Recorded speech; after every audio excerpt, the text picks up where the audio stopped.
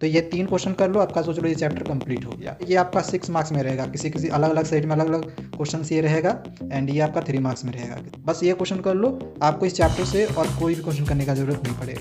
Hello everyone, this is your Roshan भैया।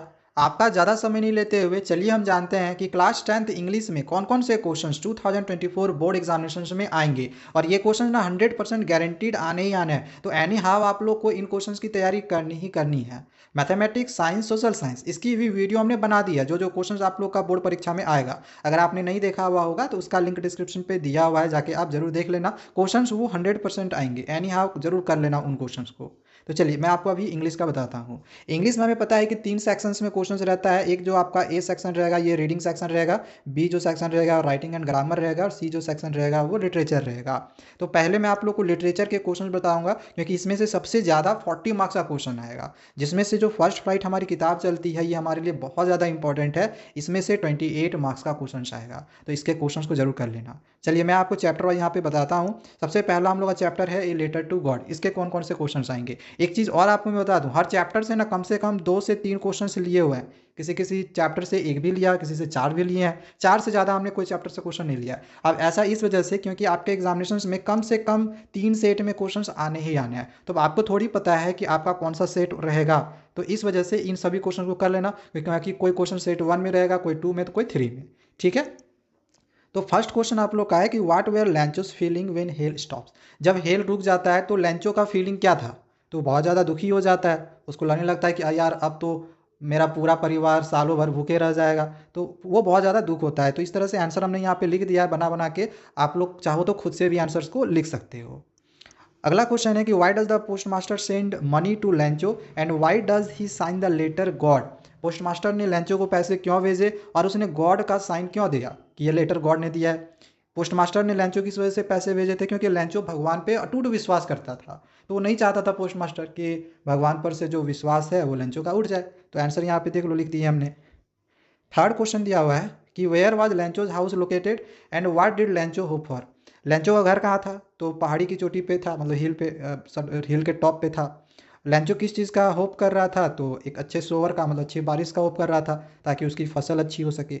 ठीक है। तो आंसर्स हमने यहाँ पे लिख दिया है, आपको आंसर इधर उधर खोजना नहीं पड़ेगा। कुछ कुछ क्वेश्चंस के आंसर्स नहीं लिखे हुए हैं, वो आप लोग नेट पे सर्च कर लेना। ठीक है। जैसे यहाँ पे एक क्वेश्चन ये है ना, इसका आंसर यहाँ पे नहीं दिया हुआ है, तो कुछ क्वेश्चंस के होंगे जिसको जो आंसर नहीं होगा वो आप नेट से देख लेना, मिल जाएगा आपको, गूगल पे सर्च करके देख लेना। अगला चैप्टर 2 है Nelson Mandela long walk to freedom. इसमें कौन कौन से क्वेश्चंस आएगा। इसमें से एक लॉन्ग में रहेगा 6 मार्क्स में। ठीक है। जैसे ये आपका क्वेश्चन जो है 3 मार्क्स में रहेगा 4 वाला, और 5 वाला आपका 6 मार्क्स में रहेगा। क्वेश्चन है कि what were the 2 obligations referred by Nelson Mandela. Nelson Mandela ने कौन से 2 ऑब्लिगेशंस के बारे में कहा है। तो इन्होंने 2 ऑब्लिगेशंस के बारे में क्या क्या कहा था, तो एक यहाँ पे हमने लिख दिया है, इसका आंसर्स को देख लेना। और इसमें एक अगला क्वेश्चन है कि मंडेला ने अपने स्पीच में क्या क्या कहा था।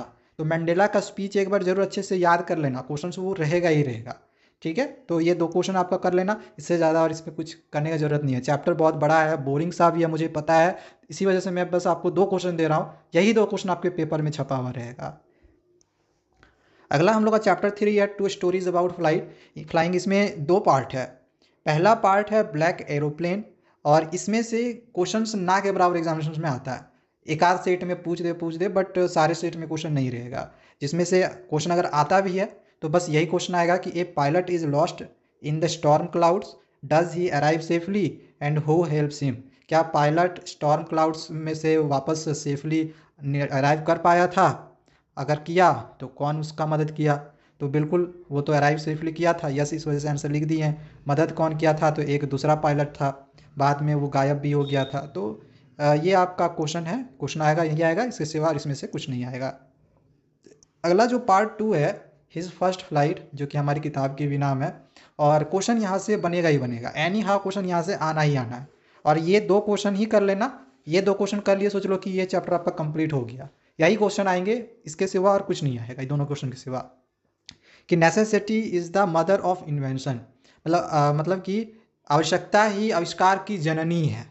तो how does this saying stand true in context of the story his first flight. ये जो चैप्टर है इसके अनुसार ये जो सेंटेंस है, इसे आप क्या समझते हो, क्यों ये सेंटेंस लिखा हुआ है। ये थोड़ा लॉन्ग में आपको आंसर लिखना पड़ेगा, क्योंकि 6 मार्क्स का ये क्वेश्चन है। और एनी हाउ इसको करना ही करना है। आंसर यहाँ पे नहीं लिखा हुआ है, इसलिए जो मैं कह रहा हूँ जिस क्वेश्चन का आंसर नहीं दिया हुआ होगा उसको एक बार जरूर गूगल पे सर्च करके निकाल के देख लेना, क्योंकि एग्जामिनेशन में ये आएंगे ही आएंगे। अगला क्वेश्चन है कि why was the young seagull afraid to flying. ये क्वेश्चन आपका 3 मार्क्स में आएगा कि जो सीगल था उसको उड़ने से क्यों डर लग रहा था। ठीक है, तो इसका आंसर भी यहाँ पे हमने लिख दिया, इसका आंसर नहीं है बट इसका आंसर हमने यहाँ पे लिखा हुआ है। चलो नेक्स्ट चैप्टर हम लोग का आते हैं। नेक्स्ट चैप्टर है from the diary of the Anne Frank. इसमें से एक क्वेश्चन आप ये जरूर कर लेना कि describe the importance of diary in Anne Frank life. Anne Frank के लाइफ में डायरी का क्या इंपॉर्टेंस था, पता है एनी फ्रैंक का जो डायरी का नाम था वो किडी था, उसका क्या इंपॉर्टेंस था उसके लाइफ में, आना ही आना है, जरूर कर लेना इसको। एंड अगला क्वेश्चन है कि who help any in writing the ऐसे एंड हाउ। एनी को राइटिंग लिखने के लिए, एनी जो राइटिंग ऐसे लिखती थी उसके लिए कौन मदद किया और कैसे। तो मदद कौन किया था, उसकी एक फ्रेंड थी सैनी, उसने वो पोइट्री पे अच्छी थी तो वो मदद करी थी। ठीक है, तो ये आंसर आपका है, इसको कर लेना। एंड एक क्वेश्चन ये भी कर लेना कि paper has more patience than people. लोग जितना पेशेंस नहीं रखते उससे कहीं ज़्यादा पेशेंस जो है पेपर रखता है। तो ये भी आपको इस चैप्टर के अनुसार जो है इसको डिस्क्राइब करना है। तो ये 3 क्वेश्चन कर लो, आपका सोच लो ये चैप्टर कंप्लीट हो गया, क्वेश्चन यही रहेगा। नेक्स्ट आपका चैप्टर 5 आता है ग्लिम्सेस ऑफ इंडिया। ये 3 पार्ट में है। पहला जो आपका पार्ट है वो है ए बेकर फ्रॉम गोवा। इसमें से एक ये क्वेश्चन कर लेना जरूर कि baking was Indeed A profitable fashion. जो बेकिंग था वो इंडीड और एक प्रॉफिटेबल फैशन प्रोफेशन था। तो इसको इस स्टेटमेंट को जस्टिफाई करना है इस चैप्टर से, ए बेकर फ्रॉम गोवा के चैप्टर के अनुसार। मतलब इसको डिस्क्राइब करना है कैसे कैसे जो बेकिंग था वो एक प्रॉफिटेबल प्रोफेशन था। ठीक है, उसको डिस्क्राइब करना है। अगला एक क्वेश्चन आपका बनता है कि व्हाट इज़ कबाई। इसमें ई छूट गया है। व्हाट इज़ कबाई, कबाई क्या था और इसके बारे में आपको ब्रीफ डिस्क्रिप्शन भी लिखना है। कबाई क्या था, एक पर्टिकुलर ड्रेस था। ठीक है, तो इसके बारे में भी हमने यहाँ पे लिख दिया किस टाइप का ड्रेस था। या फिर इसको एक अलग तरीके से भी पूछा जाता है कि what were the bakers called. Bakers को क्या कहा जाता था। तो पोर्टुगीज डेज में जो बेकर्स थे उनको पैक्यूलर, उनका एक पैक्यूलर ड्रेस चलता था जिसका नाम था कबाई, जो कि हमने यहाँ पे बता दिया है। और जो क्वेश्चन था कि बेकर्स को क्या करके पुकारा जाता था, पैक्यूलर ड्रेस के बारे में डिस्क्राइब करना था, तो यहाँ पे डिस्क्राइब कर दिए हैं। ठीक है, तो इसका आंसर यहाँ पे लिखा हुआ है। इसका सेकेंड पार्ट है कुर्ज। अब कुर्ज क्या था, तो ये एक सोसाइटी था मैसूर और कोस्टल टाउन ऑफ मैंगलोर के बीच का। मतलब मैंगलोर और मैसूर ये दोनों के बीच का एक सोसाइटी था जिसका नाम है कुर्ग। अब इसमें से क्वेश्चन कौन आएगा, तो क्वेश्चन आपका ये आएगा कि describe the natural beauty of Coorg. Coorg का जो नेचुरल ब्यूटी था उसको डिस्क्राइब करना है। या फिर एक लॉन्ग में आपका ये क्वेश्चन आएगा कि Coorg is tourist paradise discuss with reference to the extract from glimpses of India. ये 2 क्वेश्चन कर लिए, आपका सोच लो ये चैप्टर कंप्लीट हो गया। नेक्स्ट हम लोग का पार्ट 3 है टी फ्रॉम आसाम। अब इसमें से क्वेश्चन आपका ये गारंटी सोच लो छपा हुआ है आपके परीक्षा में कि what was the 2 story about the discovery of T. T के डिस्कवरी के लिए 2 स्टोरी क्या क्या था।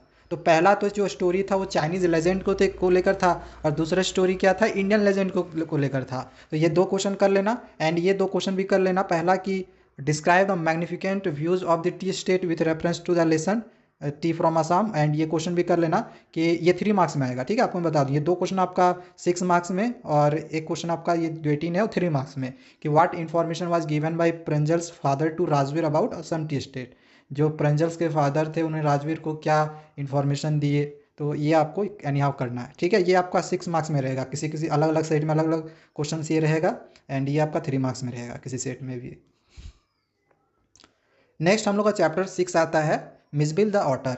इसमें से भी क्वेश्चन आपके एग्जामिनेशन में ना के बराबर रहेगा। मे भी किसी सेक्शन में एक क्वेश्चन आ जाए या फिर नहीं भी रह सकता है। अगर आना भी रहा तो आपका ये क्वेश्चन आएगा कि वाई वाज मीज पैक्ड इनसाइड द बॉक्स। बस यही क्वेश्चन कर लो और इसमें से कुछ भी करने का आपको ज़रूरत नहीं है, क्वेश्चन इसमें से नहीं आएगा। ठीक है, तो क्यों पैक किया गया था मीज़ को बॉक्स में, क्योंकि जो एयरलाइन था वो मीज़ को कैरी करने नहीं दे रहा था। बोला जा रहा था कि बॉक्स में ले जाना है तो ले जाओ, ऐसे नहीं ले जाने देंगे। ठीक है, अगला जो चैप्टर 7 आता है वो है मैडम राइड्स द बस। और इसमें से भी बहुत सारे क्वेश्चंस आएंगे। कौन कौन सा आएगा, जैसे ये क्वेश्चन आपका आता है कि how did valley save money for he her first journey. First journey के लिए वैली जो थी वो किस प्रकार से पैसे बचाती है, क्या उसके लिए ये ईजी था। तो इसका आंसर यहाँ पे देख लो, लिखा हुआ है, आंसर देख लो। एंड अगला क्वेश्चन है कि how did valley react when saw the dead cow by the road side. जो डेड काउ, जो मरा हुआ गाय था, उसको देखकर वैली कैसा रिएक्ट करती है, तो भाई वो तो ऑब्वियसली बहुत ज़्यादा सैड हो जाती है। पहले तो राइड में जब गई थी तो बहुत ज़्यादा इंजॉय कर रही थी, लेकिन जब वो काव को देखी तो बहुत ज़्यादा उदास हो गई थी। आपको वो बना बना के लिखना है। एंड नेक्स्ट एक लास्ट क्वेश्चन है कि Valli was sensitive but at the same time she was fearless and quite determined.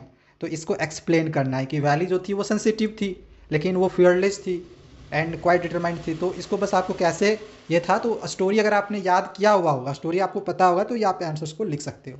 ठीक है, तो चलो इसको जरूर कर लेना। 2022 जो क्वेश्चन नंबर था।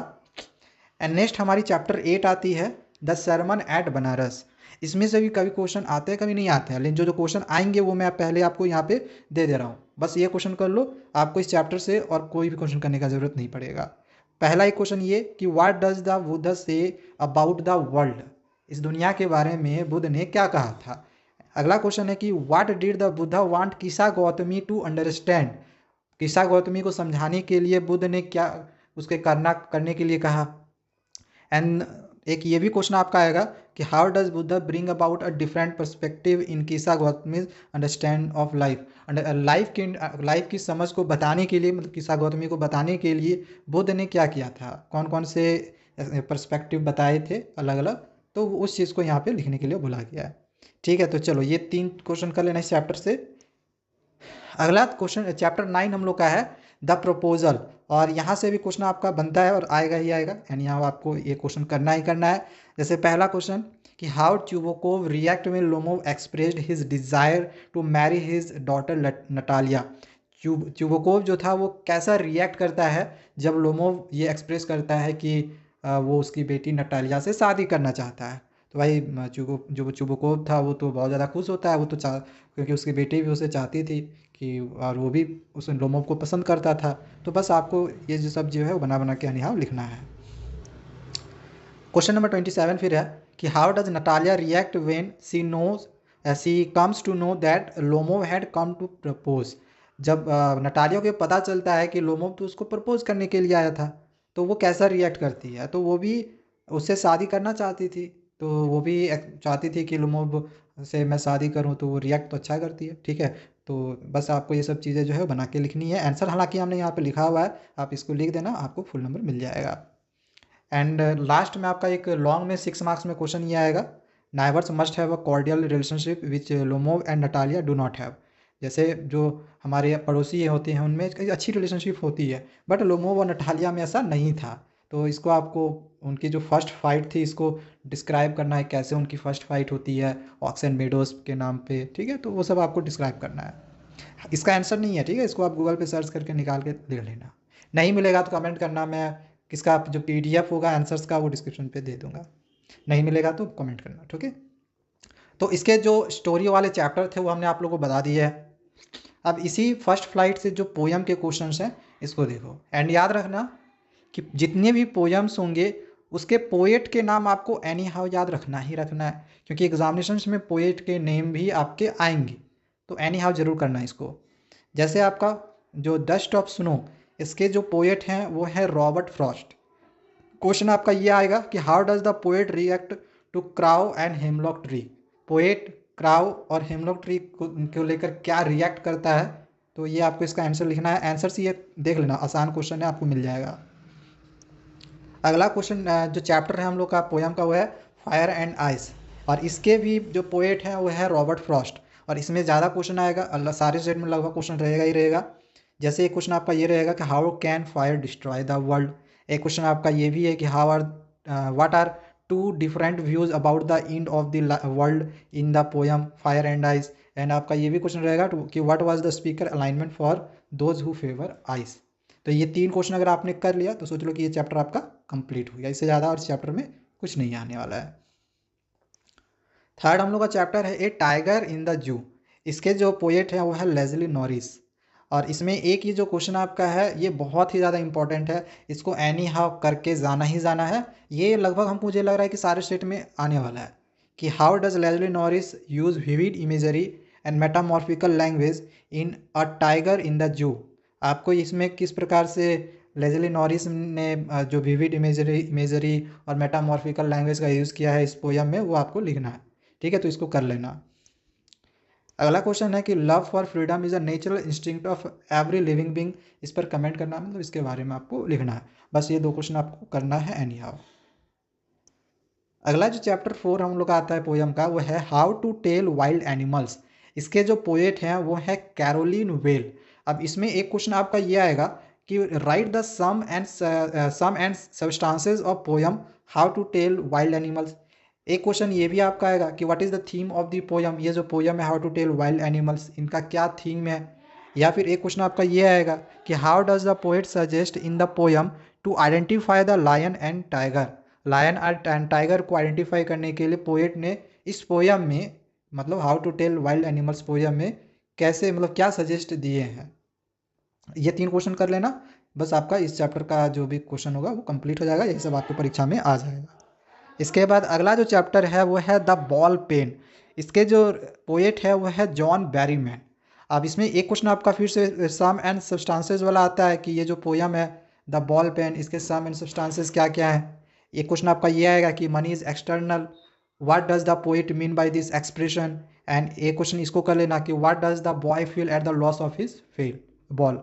बॉय जो था वो किस प्रकार का फील करता है जब उसका बॉल खो जाता है। तो नेक्स्ट पोयम है अमांडा, जिसके पोएट हैं रॉबिन क्लीन। एंड आपका ये क्वेश्चन आएगा कि what does the poet reflects about Amanda and her mother. अगला क्वेश्चन है कि justify the poet's allusion to Rapunzel in Amanda. And 43 number question है कि why does Amanda seem moody most of the time. अगर ये 3 question कर लेते हो तो आपका अमांडा चैप्टर जो है सोच लो कंप्लीट हो गया, और इसमें से कुछ क्वेश्चन नहीं आएगा, कुछ भी क्वेश्चन नहीं आएगा, यही क्वेश्चन आएगा और ये पोएट का नाम। ठीक है। नेक्स्ट चैप्टर 7 जो कि है पोयम का वो है द ट्रीज, और इसके पोएट है एड्रनिक रीच। इसमें एक क्वेश्चन है कि what does Adrienne Rich want to convey through the poem the trees. इस पोयम से जो एड्रिक रीच है वो क्या मैसेज देना चाह रहे हैं।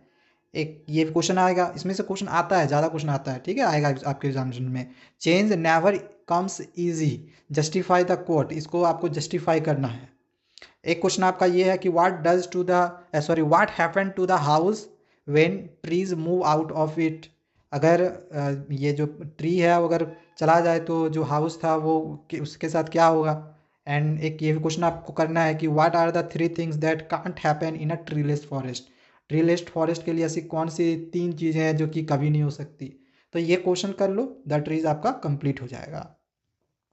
नेक्स्ट चैप्टर आता है फॉग, और इससे क्वेश्चन 100% गारंटीड सारे सेट में रहेगा, एक सेट में नहीं सारे सेट में क्वेश्चन रहेगा फॉग से। जिसके पोएट हैं कार्ल सैंडबर्ग, जरूर याद कर लेना इसके पोएट का भी नाम। एंड इसमें क्वेश्चन आपका एक बहुत ही कॉमन सा क्वेश्चन है कि what does the poet think the fog is like. Fog को किसके समान कंपैरिजन किया गया है, किसके जैसा है, तो एक कैट के जैसा है, इसका आंसर कैट होगा। अगला क्वेश्चन है कि find 3 things that tell us the fog is like a cat. जो पोएट है वो फॉग को कैट की तरह बताया है, तो इसके कौन से 3 चीज़ें हैं जो ऐसा दिखाता है कि फॉग जो है वो कैट की तरह है। तो एक तो ये है कि दोनों जो है वो स्लोली आते हैं, साइलेंटली आते हैं, ठीक है। दूसरा कि वो कैट की तरह दिखता भी है। एंड थर्ड है कि दोनों एक कुबड़ की तरह बैठते हैं, जैसे जो बिल्ली है वो बैठती है हॉन्चेस की तरह। तो ये 3 चीज़ें जो बताती है कि फॉग जो है वो कैट की तरह है। इसके बाद नेक्स्ट क्वेश्चन आगे आते हैं। अगला क्वेश्चन में 50 दिया गया है कि does this poem have a rhyme scheme. क्या इस पोयम में कोई राइम स्कीम है। तो इस पोयम में कोई राइम स्कीम नहीं है, और जिस भी पोयम में कोई राइम स्कीम नहीं होता है उसको हम कहते हैं फ्री वर्स। तो ये नाम जरूर याद कर लेना। इसमें पोएटिक डिवाइसेस भी लिखने आता है, हो सकता है किसी दूसरे चैप्टर से या दूसरे पोयम से भी पोएटिक डिवाइसेस लिख लो। अब पोएटिक डिवाइसेस में मेनली हमें ये 3 चीज़ें लिखनी होती है, जैसे उसका राइमिंग स्कीम क्या है, उसका मेटाफॉर क्या है। मेटाफॉर कहने का मतलब कंपेयर करना, जैसे ऊपर वाले क्वेश्चन में हमने कैट को फॉग के साथ कंपेयर किया था ना। आपका पर्सनिफिकेशन लिखने के लिए आता है, पर्सनिफिकेशन में हम किसी भी ह्यूमन एट्रीब्यूट्स को नॉन लिविंग थिंग के अनुसार कंपेयर करते हैं। जैसे हम लोग इस तरह का बोल रहे हैं ना कि जो फॉग है वो कुछ एक्शन कर रही है, तो फॉग तो वो नॉन लिविंग थिंग है बट ह्यूमन एक्शन करता है ना, तो नॉन लिविंग थिंग्स को ह्यूमन का एट्रीब्यूट देना, दैट इज पर्सनिफिकेशन। ठीक है, तो ये पोएटिक डिवाइसेस में एटलीस्ट ये 3 चीज़ें आपको लिखनी ही लिखनी है। अगर लिख दे कि इसका पोएटिक डिवाइस लिखो तो इस सेंटेंस का, ठीक है, तो ये आपका फॉग का पोएटिक डिवाइसेस है। अच्छा, इसमें राइम स्कीम नहीं था ना, तो राइम स्कीम इसमें फ्री वर्स लिख देना, इसका आंसर राइम स्कीम में फ्री वर्स लिखना ये वाला, ठीक है, क्योंकि इसमें कोई भी राइम स्कीम है ही नहीं। नेक्स्ट पोयम आता है जो कि है the tale of custard dragon, इसमें एफ हो गया ऑफ होगा, ठीक है। The tale of custard dragon, जिसके पोएट हैं ऑगडन नेस। अब इसमें एक क्वेश्चन आपका ये आता है कि but custard cried for a nice safe case, who is custard, why did he cry for a nice safe case. जो ये कस्टर्ड था, सबसे पहले तो ये बताना है कौन था।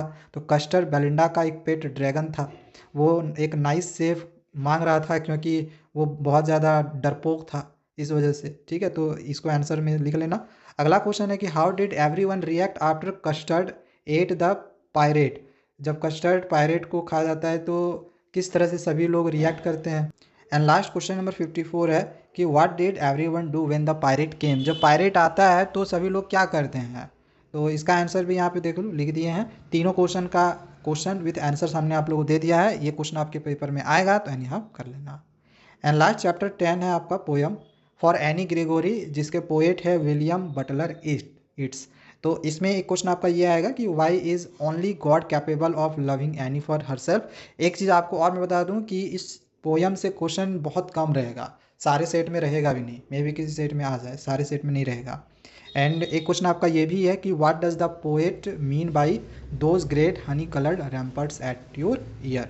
बस ये क्वेश्चन कर लो, ये चैप्टर से आपका क्वेश्चन कंप्लीट हो जाएगा, ठीक है। तो हमने यहाँ पे पोयम और जो स्टोरी के क्वेश्चंस थे 28 मार्क्स का वो हमने आपको दे दिया है। 28 में आपका 28 मार्क्स आ जाएगा अगर आपने ये क्वेश्चंस कर लिए, तो उससे ज़्यादा और कुछ भी नहीं आने वाला है, ठीक है। चलो नेक्स्ट जो हमारी किताब हमारी चलती है फुटप्रिंट विदाउट फीट, जिसमें से 12 मार्क्स का क्वेश्चन आएगा। 3 क्वेश्चन एक आएगा 3-3 मार्क्स वाले, 3 में से आपको 2 ही करने होंगे और एक क्वेश्चन आपका 6 मार्क्स में आएगा। वो आपको मैं बताता हूँ कि कौन कौन से क्वेश्चन आएंगे, चैप्टर वाइज बता रहा हूँ। पहला जो आपका चैप्टर है ए ट्रम्प ऑफ सर्जरी, इसमें से एक आपका ये क्वेश्चन तो गारंटी आने वाला है कि excess of everything is bad. Excess, कोई भी चीज़ का एक्सेस जो होता है वो हमारे लिए अच्छा नहीं होता है, तो इसके बारे में आपको लिखना है, ठीक है। जो कि मिसेस पंपरे का आप एग्जांपल देके लिखोगे कि कैसे मिसेस पंपरे जो डॉग था उसको लेज़ी कर देता है ब्रांडी वगैरह पिला के या फिर अच्छी हेल्दी फ्रूट्स दे के, फूड दे के। तो वो सब चीज़ें आपको यहाँ पे लिखनी है। एंड एक क्वेश्चन ये कर लेना कि why is Mrs Pumphrey worried about Tricki and how does Mr Herriot treat the dog. जो मिसेस पंफ्रे थी वो ट्रिकी को लेके वरीड क्या थी, क्योंकि उसका जो वेट था वो बहुत ज़्यादा बढ़ते हुए जा रहा था, और मिस्टर हेयरवाइट ने किस प्रकार से डॉग का ट्रीटमेंट किया वो आपको लिखना है। अगली जो हमारी स्टोरी है वो है द थीव्स स्टोरी। इसमें से एक क्वेश्चन आपका ये आएगा why does Anil does not hand over Hari Singh to police. Anil ने हरी सिंह को पुलिस के हवाले क्यों नहीं किया। ये क्वेश्चन एक कर लो। एंड एक क्वेश्चन ये कर लेना कि money can't make a man as much as education man. जो एजुकेशन मैन जो मतलब जो कर सकता है मनी वो नहीं कर सकती है। इसको इस स्टेटमेंट को क्या करना है, इल्यूडिकेट करना, मतलब वही डिस्क्राइब करना है, ठीक है। तो इसके बारे में भी यहाँ पे आंसर हमने दे दिया है। थर्ड हम लोग का चैप्टर है द मिडनाइट विजिटर। अब इसमें से आपका एक क्वेश्चन ये आता है कि ऑजेबल was a clever secret agent. जो ऑजेबल था वो क्लेवर सीक्रेट एजेंट था, तो इससे आप क्या एग्री करते हो, इसको जस्टिफाई करना है। एंड एक क्वेश्चन ये आपका आएगा कि why did Max screams really when he drop to the balcony. बस ये 2 क्वेश्चन कर लो, आपका ये चैप्टर कंप्लीट हो जाएगा। चैप्टर 4 है एक क्वेश्चन ऑफ ट्रस्ट। तो इसमें से एक क्वेश्चन आपको ये करना है कि why Horace Danby was good and respectable but not completely honest. एक ये करना, उसका आंसर भी ऊपर में दिया हुआ है। एक इसको करो, what was the passion of Horace डैनबी and how did he satisfy it. Horace डैनबी का क्या पैशन था और किस तरह से वो सेटिस्फाई होती है, तो उसको लिखना है, ठीक है। अगला जो क्वेश्चन नंबर 9 है वह है Horace was a successful thief. जो हॉरेस था एक सक्सेसफुल थीप था क्योंकि वो केयरफुल्ली प्लान करता था रॉबरीज, मतलब अच्छे से वो प्लान करता था। तो should we call him a successful thief and still appreciate his work. क्या हम उसको अप्रिसिएट करेंगे उसके काम को, वाई और वाई नॉट। अगर हाँ तो क्यों, और क्यों नहीं तो क्यों नहीं, ठीक है। तो बिल्कुल वो एक सक्सेसफुल रॉबरी करता था, सक्सेसफुल जो था वो थीप था। तो किस उसके बारे में आपको यहाँ पे एक्सप्लेन करना है, लिखना है, ठीक है। आंसर यहाँ पे लिखा हुआ है। नेक्स्ट हमारी चैप्टर है फुटप्रिंट विदाउट फीट। इसमें से आपका ये क्वेश्चन ये आएगा why does Mrs Hall think the scientist is eccentric. And एक लास्ट ये कर लेना, how did the visible man become invisible and what did he do then. जो विजिबल मैन था वो किस प्रकार से इनविजिबल होता है और वो क्या करता है। बस ये 2 क्वेश्चन कर लो फुटप्रिंट विदाउट फिट से, और कुछ भी करने का ज़रूरत आपको नहीं पड़ेगा। नेक्स्ट हम लोग का चैप्टर 6 है द मेकिंग ऑफ साइंटिस्ट। तो इसमें से आपको ये वाला क्वेश्चन एनी हाउ करना है कि how does a book become a turning point in Richard Ebright's life. Book किस प्रकार से एक टर्निंग पॉइंट बनता है रिचर्ड इवराइट्स के लाइफ में। तो ये आपको लिखना है, यहाँ पे DIS लिखा गया है ना, इसके जगह पे डज कर लेना, DOES, ठीक है। आंसर यहाँ पे देख लो लिखा हुआ है, एक ही क्वेश्चन है उसको कर लो और कुछ करने की जरूरत आपको उसमें से नहीं पड़ेगा। नेक्स्ट आगे चैप्टर 7 है द नेकलेस। इसमें से एक क्वेश्चन इसको जरूर करना कि do you think M Loisel, इसमें MME होगा, ठीक है, ऐसे MME Loisel had a enjoyable evening at the ball, give reason for your answer. अगर हाँ तो इसके लिए 2 आपको रीज़न देने हैं। एंड एक क्वेश्चन इसको कर लेना कि how did MME लॉइजल know the life of necessity. Life ज़रूरी है, इसके बारे में किस प्रकार से MME लॉइजल को पता चला, तो इसको लिखना है। नेक्स्ट चैप्टर 8 है वोली। इसमें से ये 2 क्वेश्चन कर लो और इससे कुछ भी आपका दूसरा नहीं आएगा कि हाँ why did Wolly's parents accept Vishambhar marriage proposal. दिसंबर के मैरिज का प्रपोजल क्यों वोलीज के पेरेंट्स ने एक्सेप्ट किया। एंड एक क्वेश्चन आपका ये है dowry is negation of the girl's dignity, इसको डिस्क्राइब करना है, ठीक है। चलो अगला चैप्टर 9 है book that saved the earth. तो बस इसमें आपको ये 2 क्वेश्चन कर लो, इससे ज़्यादा आपको इस चैप्टर से और कुछ भी करने की जरूरत नहीं पड़ेगा। और यही क्वेश्चन आपके परीक्षा में छपा हुआ रहेगा कि think tank thinks that earthlings are after him, what is the reason, क्या कारण था। एंड एक क्वेश्चन ये कि what how did one old books of nursery rhyme save the earth from a Martian invasion. बस ये 2 क्वेश्चन कर लिए तो देख लो आपको और कुछ भी करने का ज़रूरत नहीं पड़ेगा। तो हमने यहाँ पे आप लोग को दोनों हमारी जो किताबें चलती है फर्स्ट फ्लाइट और फुटप्रिंट विदाउट फिट, तो उनके क्वेश्चंस हमने आप लोग को यहाँ पे दे दिए हैं। तो 40 मार्क्स का जो लिटरेचर के क्वेश्चंस आएंगे वो तो हमने आप लोग को दे दिए हैं। बाकी जो रीडिंग से 20 मार्क्स का क्वेश्चन आएगा, राइटिंग और ग्रामर से 20 मार्क्स का आएगा। तो इसके लिए आगे आप लोग को मैं वीडियो बना के दूंगा, ठीक है। रीडिंग सेक्शन का बाद में जैसे ही मुझे मिलता है तो उसके बाद मैं आप लोग को दूंगा, तो उस क्वेश्चन को पैसेज वाले क्वेश्चन को कर लेना, जो पैसेज आपको दूंगा वो कर लेना। एंड जो भी ग्रामर और जो हमारी राइटिंग सेक्शन के क्वेश्चन है इसके वीडियो बहुत ही जल्दी मैं लाऊंगा, उनको कर लेना। वही क्वेश्चन आपके परीक्षा में आएंगे, ये गारंटी है। तो इसके लिए हमारे चैनल को सब्सक्राइब कर लेना, बहुत ही जल्दी आप लोग को ग्रामर का भी वीडियो मिल जाएगा और रीडिंग राइटिंग